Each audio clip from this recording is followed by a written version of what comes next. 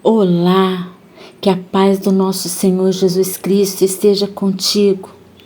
E hoje é mais um dia na presença do Senhor e juntos vamos para o nosso 18º dia da nossa jornada de 40 dias de jejum e oração. Vamos ampliar e cumprir a visão. E o capítulo de hoje diz unidade espiritual. O capítulo 17 do Evangelho de João registra a conhecida oração sacerdotal de Jesus. Ele está orando por seus discípulos, pois já estava chegando a hora da sua partida. Nesta oração, ele intercede para que os seus discípulos sejam unidos com o propósito de transformar o mundo. Separei alguns versículos da oração para a nossa meditação e aqui está algumas lições. Jesus nos envia ao mundo, versículo 18. Assim como tu me enviastes ao mundo, também eu os enviei ao mundo. O texto afirma que estaremos no meio do mundo, mas não fazemos parte do esquema deste mundo. A igreja tem uma missão transformadora no meio do mundo. A segunda lição é: a unidade é fundamental no trabalho. Versículos 11 do 20 ao 23. Já não estou no mundo, mas eles continuam no mundo, ao passo que eu vou para junto de ti. Pai Santo, guarda-os em teu nome, que me deste, para que eles sejam um, assim como nós. Não rogo somente por estes, mas também por aqueles que vierem a crer em mim, por intermédio da sua Capítulo palavra, 5, versículos do 43 ao 48. Sejam um. Perdoam sinceramente, ó Pai, como diz lá em Mateus, capítulo 6, versículos do 9 ao 15. Também sejam eles em nós, busca para que o reconciliação, que tu como diz em enviaste. Mateus, capítulo 5, do 23 ao 26. A glória não roubam, que me tens dado. Está escrito em Mateus, capítulo 19, versículo 18. Não mentem. E tu Mateus, capítulo 5, versículo 37. Não andam ansiosos. Mateus, capítulo 6, versículos do 25 ao 34. Não julgam, como diz em Mateus, capítulo 7, versículos de 1 ao 5. Dos crentes Imaginou? É condição básica. É possível para isto que o acontecer? Creia. Talvez Quando não estamos em unidos toda a cidade, espiritualmente, mas uma boa poder porcentagem sobrenatural começar que opera nas a viver regiões celestes. esses privilégios. Algumas haverá uma pessoas grande são transformação na vida à da unidade cidade. espiritual dos cristãos. Há 3 fatores que nos dizendo impulsionam que isso é a encher a ecumenismo. cidade com o Porém, Evangelho. há necessidade de interpretar corretamente o que significa ecumenismo, que é a tentativa de unificar todas as religiões sob uma só liderança. E a história mostra que esta não é a vontade de Deus. A unidade que Deus espera da sua igreja é espiritual e não organizacional. Infelizmente, a Igreja de Cristo tem se fragmentado por causa das interpretações de textos bíblicos, e isto enfraquece a sua eficácia na transformação do mundo.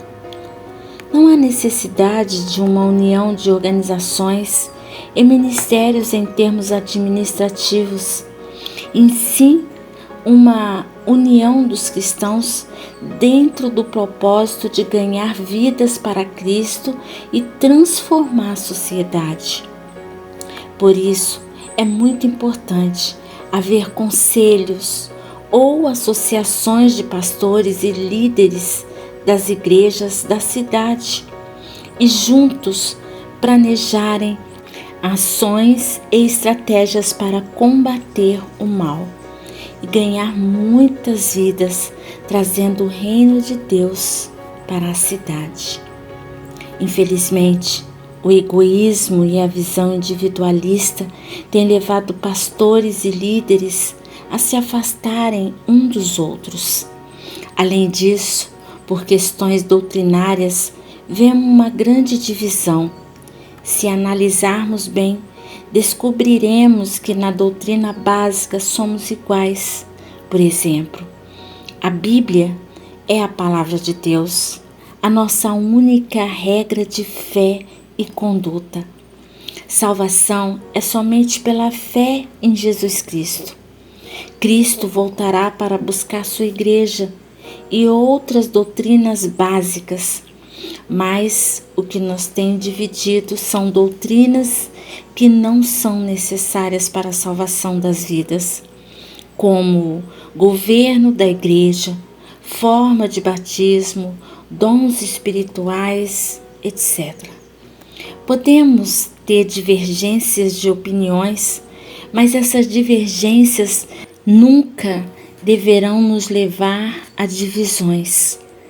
Claro que não podemos nos unir com pessoas heréticas do ponto de vista bíblico, mas devemos amar e respeitar nossos verdadeiros irmãos em Cristo e nos unir em estratégias para transformar nossa cidade.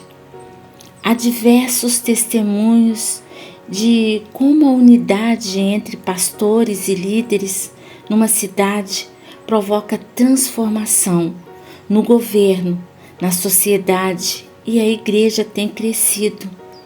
Devemos ser um para que o mundo creia.